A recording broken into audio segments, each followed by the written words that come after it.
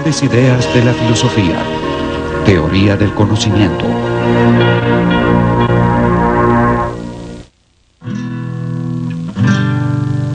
Detente por un momento y piensa en algo que para ti sea cierto. Un hecho indiscutible.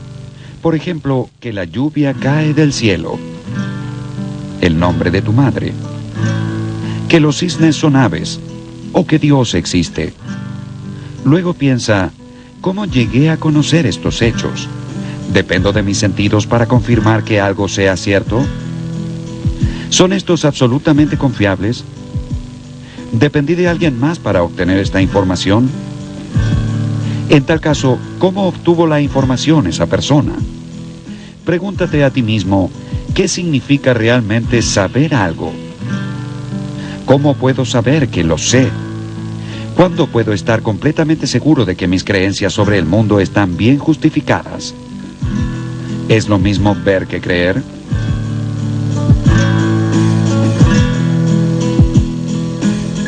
There's a vase on a table. Supongamos que sobre la mesa hay una vasija. Yo miro en esa dirección, pero entre la vasija y yo hay un dibujo muy preciso, o digamos, un holograma de la vasija, y lo que veo en realidad es el dibujo o el holograma. Entonces miro en esa dirección y veo una vasija, y llego a creer que allí hay una vasija basándome en el dibujo que veo de la misma. Mi creencia de que allí hay una vasija es cierta, porque de hecho la hay. Y realmente estoy convencido de ello. Y creo que si me preguntaran si sé que hay una vasija allí, diría que sí.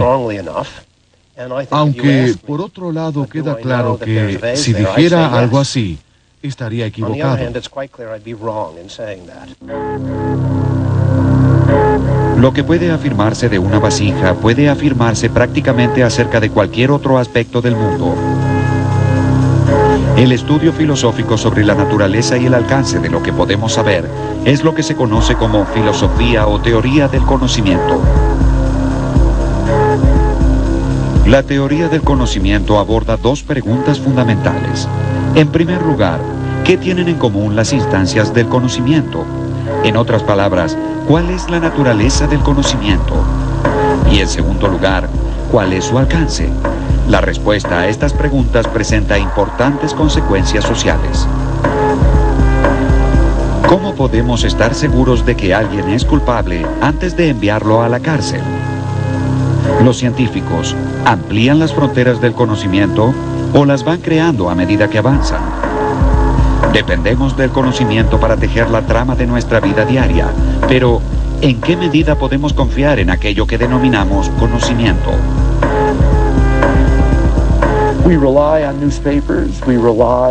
Dependemos de los periódicos, dependemos de la Internet, dependemos de todas estas cosas. Pero, ¿cómo se organizan y cómo se obtienen las fuentes de información? Como bien sabemos, bajo un régimen totalitarista, las personas están expuestas solamente a fuentes de información pública que fueron previamente aprobadas por los dictadores, que eligen a quienes se encargarán de restringir estas fuentes para satisfacer sus propios fines. La primera pregunta con la que debe enfrentarse la teoría del conocimiento es, ¿qué queremos decir cuando afirmamos que sabemos algo? No creo que sea muy extraño decir que el perro distingue o conoce la voz del amo. Solemos decirlo. Creo que podríamos decir que la puerta automática de una tienda sabe que alguien se acerca y por eso se abre. Creo que hasta podríamos decir que un animal puede saber cuándo ha habido otro animal en el lugar por el sentido del olfato. Por otro lado, podríamos decir que Newton conocía la ley de gravedad. Y una de las preguntas que surge es, ¿existe algún concepto común del conocimiento que abarque todos estos casos?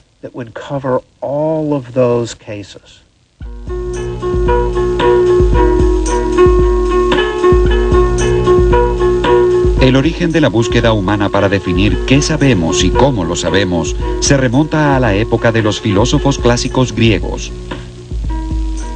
En la República, Platón estudió cómo llevar adelante una buena vida. Y fue esta pregunta aparentemente sencilla la que lo llevó a explorar las bases verdaderas del conocimiento.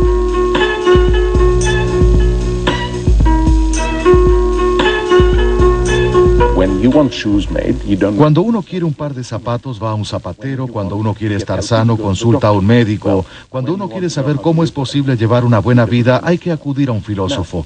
¿Y cómo se funda una ciudad de esa manera? Lo primero que hay que hacer es educar a los niños con ideas, principios y valores correctos, con lo cual es necesario un sistema educativo. Asimismo, se necesita una filosofía de la educación, pero la filosofía de la educación implica una organización social, y a su vez, para que haya una organización social más una filosofía de la educación, es necesario saber qué aprenderán los niños, y para ello es necesaria la teoría del conocimiento. Para enfatizar que lo que sabemos no debe adquirirse de manera accidental, Platón propuso una analogía en la que se compara el conocimiento con la obra de un artista sumamente habilidoso.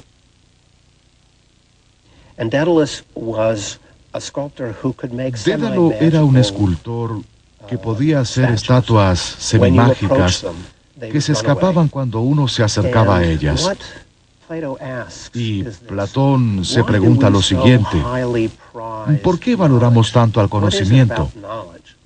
¿Qué es lo que hace que el conocimiento sea tan valorado, incluso mucho más que la opinión o las creencias? ¿Por qué? Y aquí es donde surge la analogía. El conocimiento es una creencia verdadera, afianzada. Deseamos que las estatuas no se escapen, que nuestras creencias no se escapen. Queremos que estén fundadas en algo permanente.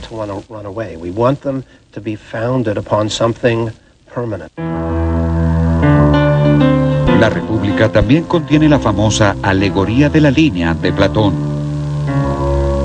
Allí sostuvo que el conocimiento puede representarse por un segmento vertical dividido en dos partes desiguales, cada una de las cuales está a su vez compuesta por otras dos de tamaño también desigual.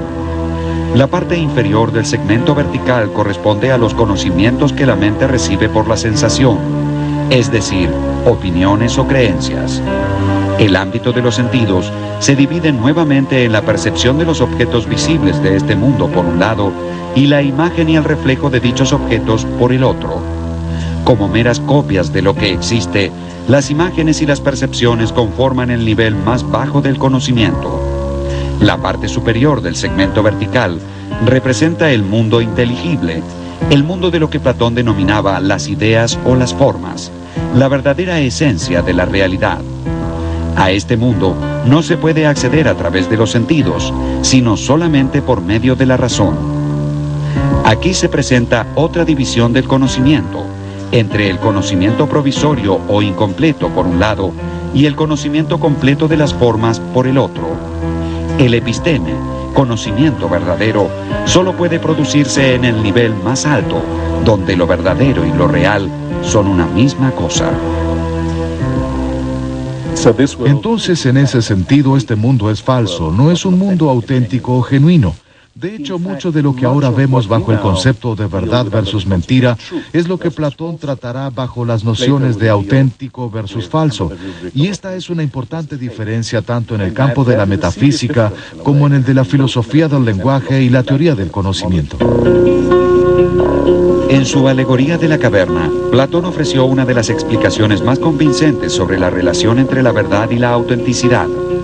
Dijo: imaginemos una caverna en la que hay un grupo de personas atadas de manera tal que no pueden ver qué hay a sus espaldas, es decir, que solo pueden ver la pared del fondo de la caverna.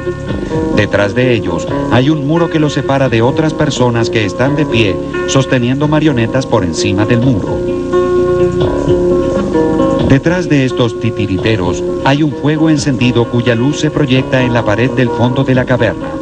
Los prisioneros ven la sombra de los títeres y como es lo único que conocen, piensan que esas sombras son las cosas reales, la esencia del mundo.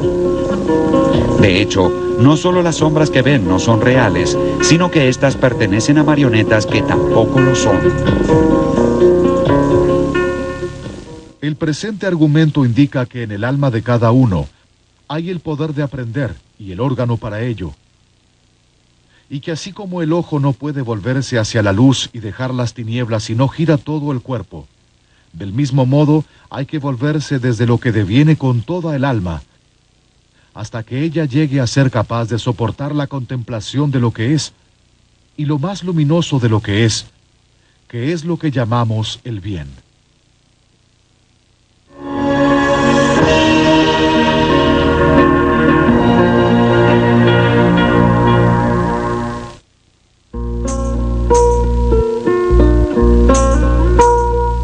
Aristóteles fue el principal discípulo de Platón y con frecuencia su más sagaz crítico. Rechazó la teoría de las ideas o de las formas de Platón, ya que las consideraba meras abstracciones de las cosas reales. Para Aristóteles, los entes individuales y particulares son la única realidad concreta, y el verdadero conocimiento se obtiene a través de la intuición y la experiencia. Conocemos la idea de triángulo por abstracción de las características comunes que observamos en los diversos triángulos que percibimos en nuestra vida cotidiana. Para Aristóteles, lo real, en última instancia, no son las ideas o las formas, sino los individuos.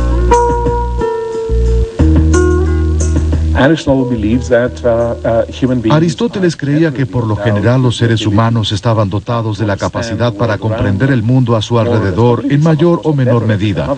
Algunos, por supuesto, lo hacían mejor que otros, pero mientras que Platón clasificaba a las personas según sus capacidades, Aristóteles consideraba que ello era solamente una cuestión de niveles, más que del tipo de persona que uno es.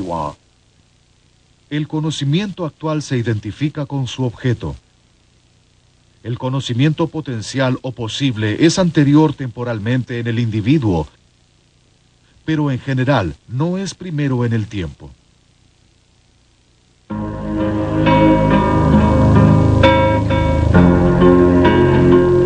Una característica común de las teorías de Aristóteles y de Platón es que ambas buscan los cimientos sobre los que puede erigirse el conocimiento.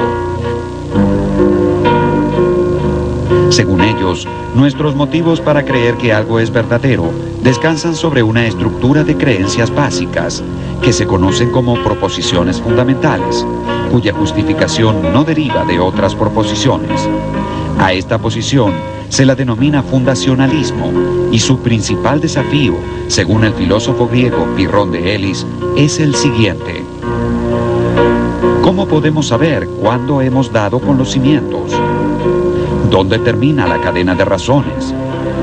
¿Qué razones son ciertas por y en sí mismas?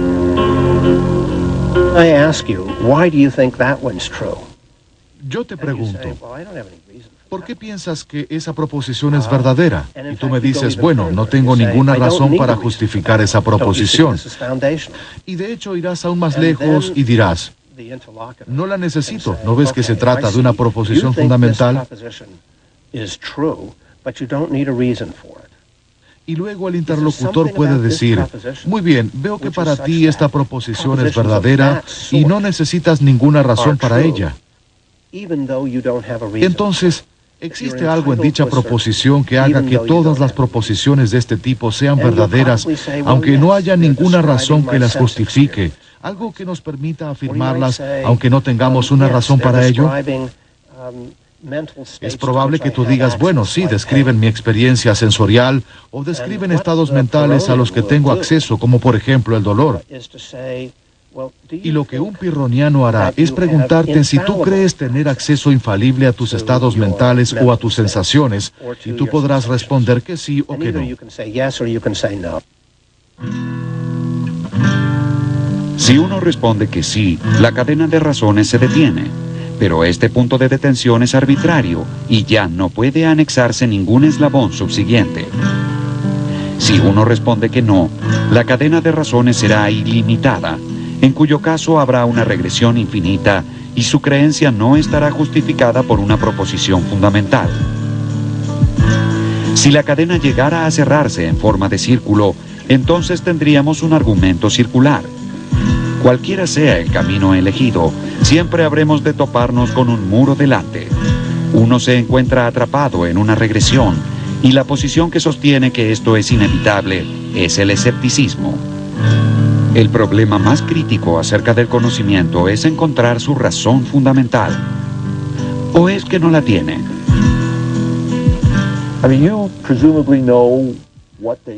Se supone que cada uno sabe la fecha en que nació. Seguramente tú confías en la veracidad de tu fecha de nacimiento. Bien, ¿qué justifica dicha creencia? Es posible que de muy pequeño, cuando comenzaste a ir a la escuela tal vez, tus padres te hayan dicho cuándo has nacido. Pero, ¿confías en tus padres? Ahora bien, si yo tuviera dudas acerca de mis padres, que desde ya no las tengo, pero si las tuviera, podría verificar el periódico de ese día de la ciudad en la que nací o mi partida de nacimiento y ver qué dicen, ver si coinciden con lo que me dijeron. Pero el punto es que aún verificando la partida de nacimiento, uno sigue confiando en otras personas, porque dicha partida fue confeccionada por otras personas, al igual que el periódico.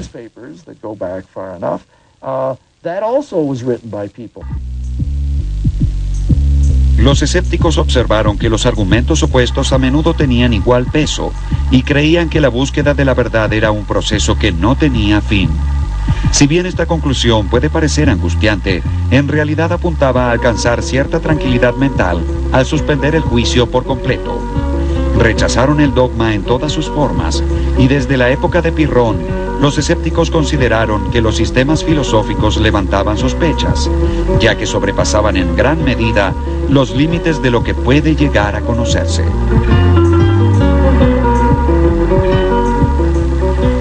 El principio fundamental del escepticismo es contraponer a toda proposición otra proposición de igual validez, ya que como consecuencia de ello abandonaremos todo dogma.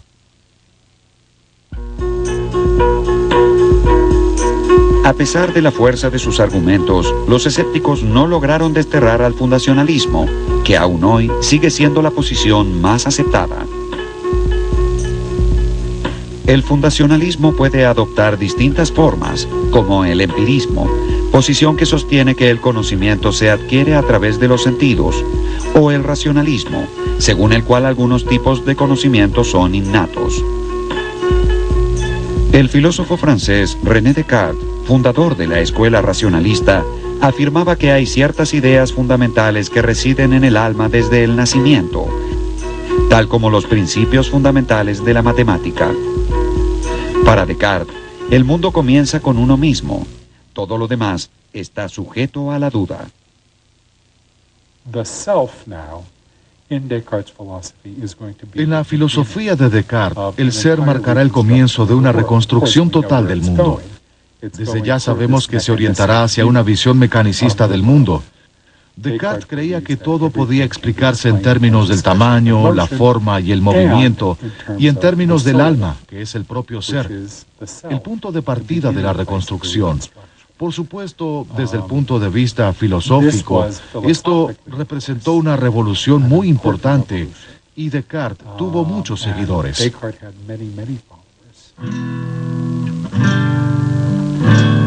Aunque a Descartes se lo conoce por dudar acerca de todo, desde las experiencias sensoriales hasta su propia existencia, su duda es diferente de la del escepticismo clásico. Según Descartes, algo que se conoce por la luz natural de la razón no puede ser falso. Lo que lleva al error no es la falta de razón, sino la falta de método. Si la matemática ha hecho grandes progresos, si la lógica es inatacable, si la física ha puesto en evidencia los misterios del universo, entonces hay que pensar que la razón humana es apta para conocer el mundo a nuestro alrededor. Los escépticos estaban equivocados.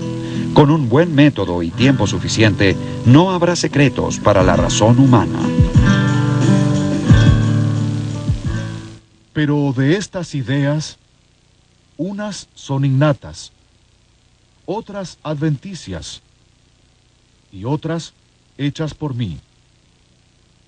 Puesto que la facultad de aprehender qué son las cosas, qué es la verdad, ¿Y qué es el pensamiento? No parece provenir de otro lugar que no sea mi propia naturaleza. Descartes resalta el papel de la capacidad de razonamiento abstracto por encima del de los sentidos. De hecho, subestima el papel de los sentidos, mientras que Francis Bacon y gran cantidad de sus seguidores en Gran Bretaña otorgan mucha más importancia a la función de los sentidos humanos como fuente fundamental de aporte de información, y tratan a la razón como una facultad secundaria que en líneas generales simplemente organiza el material de los sentidos.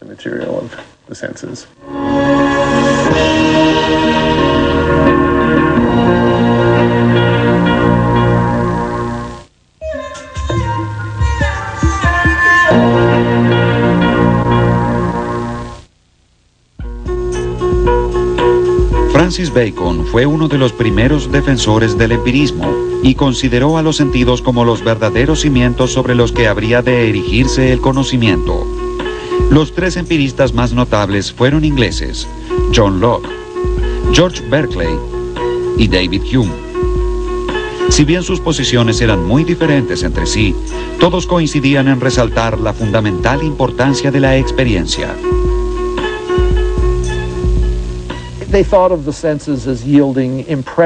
Consideraban que los sentidos producían impresiones o ideas en la mente, lo que nosotros conoceríamos como imágenes visuales. Es decir, que algo se vea de un cierto color y con una cierta forma. Y sostenían que estos datos sensoriales eran estados mentales u objetos que se presentan a la mente y están dentro de ella.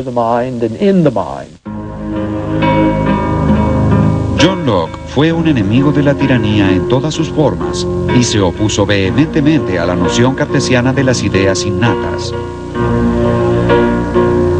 Locke sostuvo que si estas verdades generales, como los principios lógicos y matemáticos, fueran innatos, un niño los conocería por sí mismo y no habría necesidad de enseñárselos. Debido a que las ideas innatas no existen, la mente humana se comporta como un papel en blanco que va adquiriendo contenido a través de la experiencia. Según Locke, una idea es toda representación que podamos tener en la mente. Lo que debemos hacer es trabajar con la experiencia y generalizar desde la experiencia. Y por ello hay cosas que nunca podremos saber, y hay otras que solo podemos conocer de manera imperfecta, en la medida en que la experiencia nos las muestre. Obsérvese a un niño desde su nacimiento y se verá cómo con el paso del tiempo, la mente se despierta más y más por los sentidos. Piensa más a medida que posee más materia para pensar. Si se pregunta cuándo un hombre empieza a tener ideas, creo que la verdadera respuesta es cuando tiene la primera sensación. El clérigo irlandés George Berkeley fue el siguiente gran empirista inglés. Al igual que Locke y Hume, Berkeley depositó su confianza en la experiencia sensorial.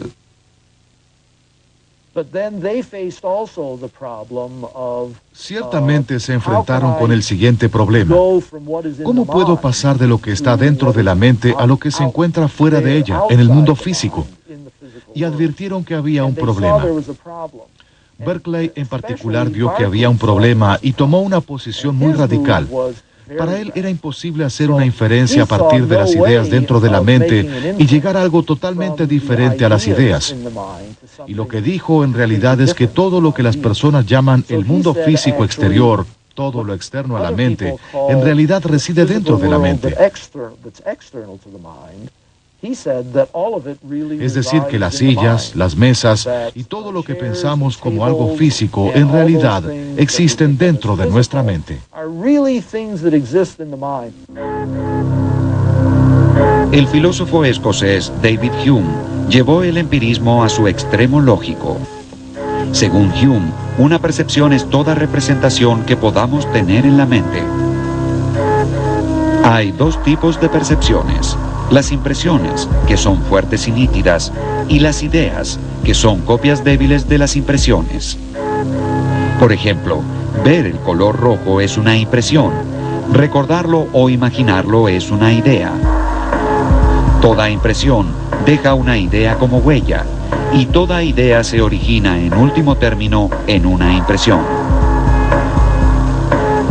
So one kind of impression are sensations. And Hume would take those to be basic. Las sensaciones son un tipo de impresión y Hume dirá que estas son básicas. Una vez que uno encuentra el origen de una justificación en una impresión, no es posible avanzar más. Y entonces se ha completado este tipo de regresión, con lo cual volvemos a la proposición fundamental. Según Hume, hay otro tipo de impresiones, no impresiones del mundo exterior, sino de mi propio estado. Por ejemplo, siento dolor o estoy feliz. Esas cosas son impresiones internas, de mi ser, por así decirlo, impresiones de la mente en sí. Y entonces, nuevamente, es posible encontrar el origen de las justificaciones en impresiones de este tipo. Y entonces, no tiene sentido continuar avanzando. Hume dirá, no es posible seguir avanzando. Hume escribió, la mente es una especie de teatro en el que distintas percepciones se presentan de forma sucesiva. Hume creía que las impresiones pueden ser simples o complejas. Un color, por ejemplo, es una impresión simple, pero un objeto tal como una manzana genera una impresión compleja porque incluye, aparte del color, otras dimensiones de la experiencia, como el tamaño, el gusto y demás. Una idea también puede ser simple o compleja. Muchas ideas complejas no se originan en la experiencia, sino que son el resultado de combinar en nuestra imaginación ideas simples o complejas que sí provienen de la experiencia. Hume llamó asociación a la actividad de relacionar ideas en la mente. La asociación puede ser de tres tipos: por semejanza, por contigüidad y por causalidad. Hablamos de semejanza cuando vemos el retrato de una persona y pensamos en la persona retratada.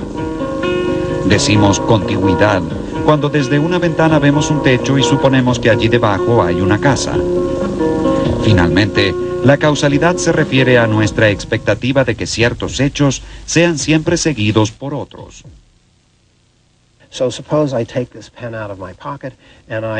Supongamos que saco esta lapicera de mi bolsillo, abro la mano y la lapicera se cae, y repito esta secuencia una y otra vez. Seguramente pensaré que en este mundo abrir la mano es causa suficiente para que la lapicera se caiga. Y por lo tanto, habré de creer no solo que la lapicera cayó en el pasado, sino que lo hará también en el futuro. Un seguidor de Hume preguntaría, ¿es posible que la lapicera no se caiga? ¿Pueden imaginar que la lapicera no se caiga? Yo diría que sí, que puedo imaginar que no se caiga, con lo cual, que la lapicera caiga no es algo a priori. Usted efectivamente prevé que la lapicera va a caerse, pero Hume diría, ¿existe alguna razón para creer que si abro mi mano, la lapicera caerá?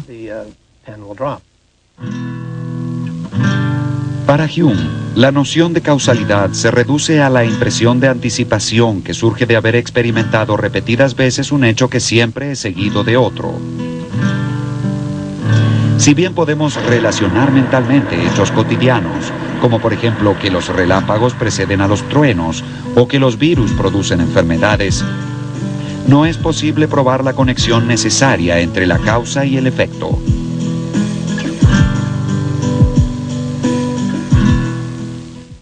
Cuando miramos los objetos externos en torno nuestro y examinamos el modo de operar de las causas, nunca podemos descubrir ninguna fuerza o conexión necesaria, ninguna cualidad que vincule el efecto con la causa y haga que el efecto sea una consecuencia inevitable de la causa. Solo encontramos que, de hecho, el uno sigue realmente a la otra. Hume sostenía que si bien podemos anticipar hechos que suceden en una secuencia, no es posible probar la existencia de una conexión necesaria entre ellos. ¿Quiere decir entonces que no es posible relacionar efectos y causas para elaborar teorías sobre el mundo? En ese caso, ¿qué sucede con la ciencia, una de las incursiones más importantes dentro de la teoría del conocimiento? La tarea de conciliar el escepticismo de Hume con la subjetividad de Descartes y de hecho hacer que el mundo sea nuevamente un lugar seguro para el conocimiento fue asumida por el modesto filósofo prusiano Immanuel Kant. Según Kant, todos compartimos ciertas estructuras para comprender el mundo, que son reales en cuanto existen dentro del contexto de nuestra mente.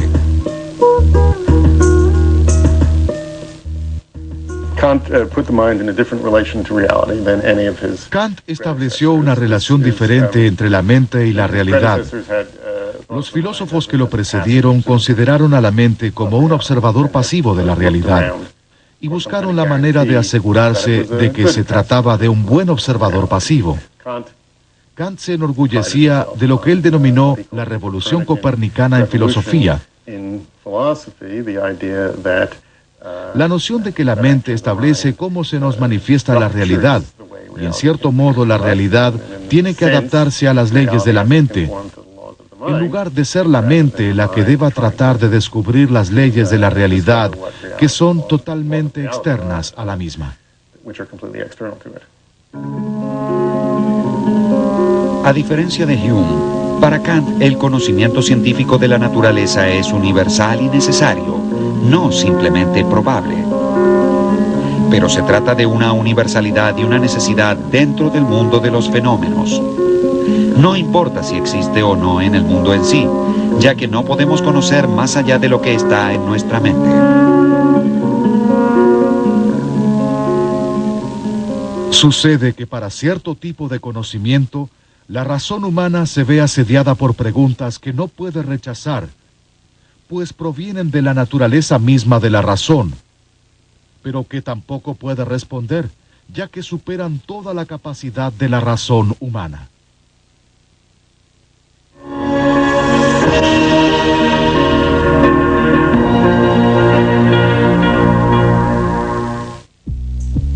A partir del siglo XX, tuvo lugar una revolución en el campo de la filosofía, a partir de la cual surgió el movimiento que hoy denominamos filosofía analítica.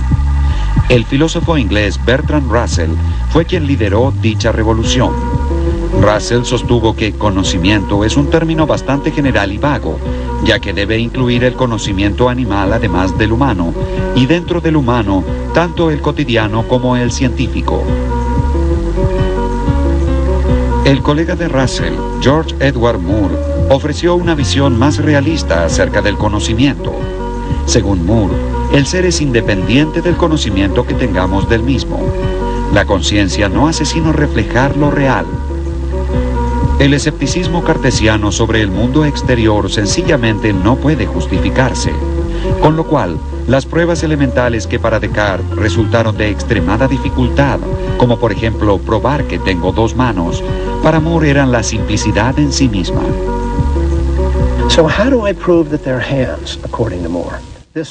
Entonces, ¿cómo haría Moore para probar que tengo dos manos?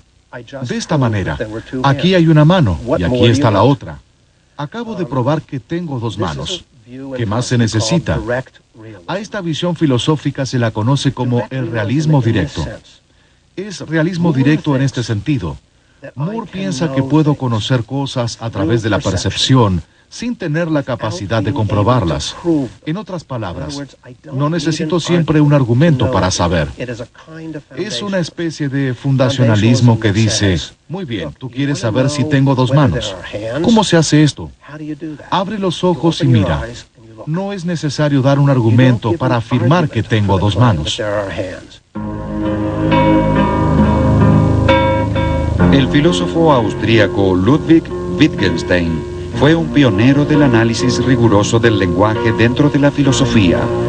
Intentó transferir el concepto de significado del hecho u objeto representado por las palabras al uso que una comunidad dada otorga a dichas palabras. Como el lenguaje solo adquiere significado al ser utilizado por las personas, cualquier vínculo entre una palabra y un objeto depende de las reglas establecidas por aquellos que emplean esa palabra. Estas reglas definen lo que Wittgenstein denominó juegos de lenguaje.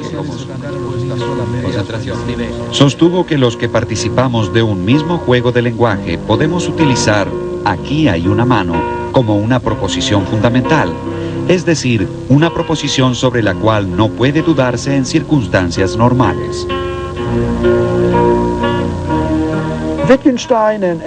Wittgenstein y otros filósofos que recibieron su influencia consideraron que las preguntas filosóficas son una cuestión de lenguaje y que los desconciertos filosóficos están relacionados con el hecho de comprender mejor nuestro lenguaje o nuestros juegos de lenguaje, y surgen ya sea porque algo salió mal dentro de nuestro juego de lenguaje o tal vez porque los filósofos comenzaron a darle un mal uso a nuestro lenguaje. La filosofía del sentido común de Moore era una suerte de fundacionalismo, es decir, una posición según la cual las creencias están justificadas en última instancia por creencias irrefutables y fundamentales. El coherentismo rechazó esta visión por completo, sosteniendo que una creencia puede ser considerada como conocimiento cuando es coherente con otras creencias. Según esta corriente, la justificación no es un proceso lineal, sino un conjunto de criterios agrupados para justificar un sistema de creencias. El filósofo estadounidense Willard Van Orman Quine describió esto como la trama de las creencias, una especie de unidad siempre sujeta a revisión. En 1969, Quine escribió un artículo titulado La epistemología naturalizada, en el que propone una visión radicalmente nueva acerca de la teoría del conocimiento. ¿Cómo fue que los sentidos se vieron atacados por ondas de luz y de sonido y en última instancia estas mismas personas que fueron atacadas por la luz y el sonido formularon diversas afirmaciones con las que elaboraron teorías científicas? O si habláramos de creencias, ¿cómo fue que llegaron a creer en una serie de teorías científicas sobre el comienzo del cosmos, el universo o sobre lo que le sucedió a los dinosaurios y demás? ¿Cómo sucedió todo esto? Bien, esa es básicamente una pregunta acerca de cómo funciona la mente, cómo se forman las creencias y las teorías. Con lo cual es una pregunta que compete a la psicología. Y Quine afirmó muy radicalmente que la teoría del conocimiento entonces debía ser parte de la psicología. La totalidad de lo que denominamos conocimiento o creencias, que comprende tanto aspectos sencillos de la geografía y la historia como las más complejas leyes de la física atómica o de la matemática pura y la lógica, consiste en una trama hecha por el hombre que solo afecta a la experiencia de manera marginal. Otro gran desafío para las nociones tradicionales de la teoría del conocimiento fue el breve pero sagaz artículo escrito por el filósofo estadounidense Edmund Gettier. En él se abordó la idea de la creencia justificada con el siguiente argumento. Supongamos que dos personas, el señor Smith y la señora Jones, se presentan a una entrevista laboral. Están afuera de la oficina del jefe sentados uno al lado del otro, y mientras esperan, Smith ve cómo Jones cuenta las monedas que saca de su bolsillo. Tiene 10 monedas. La señora Jones entra a la oficina para tener su entrevista, y en ese momento, el jefe sale y le habla al señor Smith. Le dice que la señora Jones es una vieja amiga de la familia y que por supuesto ella se quedará con el puesto de trabajo. El señor Smith queda muy desilusionado y murmura desconsoladamente para sí. La persona a quien le darán el puesto de trabajo tiene 10 monedas en su bolsillo. Pero supongamos que el jefe hubiese estado bromeando y que en realidad era al señor Smith a quien iban a darle el trabajo. Y supongamos que, sin Smith saberlo, él también tuviera 10 monedas en su bolsillo. Si bien es evidente que la afirmación de Smith, la persona a quien le darán el puesto de trabajo tiene 10 monedas en su bolsillo, es cierta, queda claro también que Smith no sabe que es cierta. Entonces, el señor Smith tenía una creencia justificada y verdadera, pero no conocimiento. Según Gettier, la conclusión inevitable es que el conocimiento debe ser algo más que una creencia justificada y verdadera. Después de Gettier, los filósofos trataron de encontrar una nueva visión del conocimiento. Tradicionalmente, se había adoptado la visión internalista de que lo necesario para proveer una justificación se encontraba disponible para la conciencia. Si bien Descartes y Locke diferían en diversos aspectos, ambos eran internalistas, en tanto que para ellos la justificación se relacionaba con estados internos de conocimiento consciente. El externalismo, en cambio, se relacionaba con los factores externos de una persona. Una de las teorías externalistas que surgieron después de Gettier fue la teoría causal del conocimiento.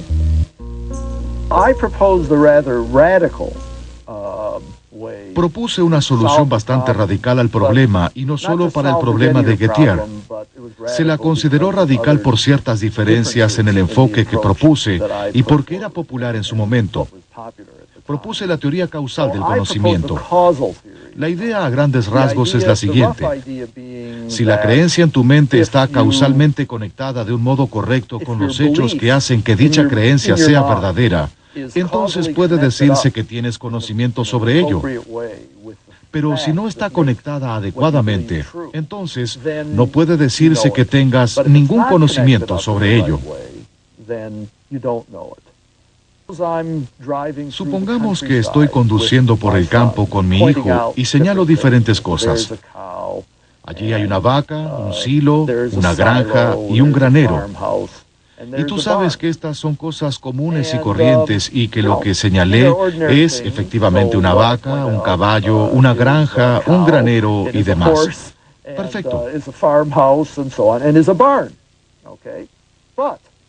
Pero supongamos que aunque ese granero que señalé sea un granero viejo, común y corriente, sin yo saberlo, en dicha localidad hay muchas, pero muchas otras cosas que se parecen a graneros, pero son solamente fachadas de papel maché. Y si uno se acercara más, vería que no son graneros de verdad, sino meras fachadas de papel maché que desde la ruta se ven como graneros.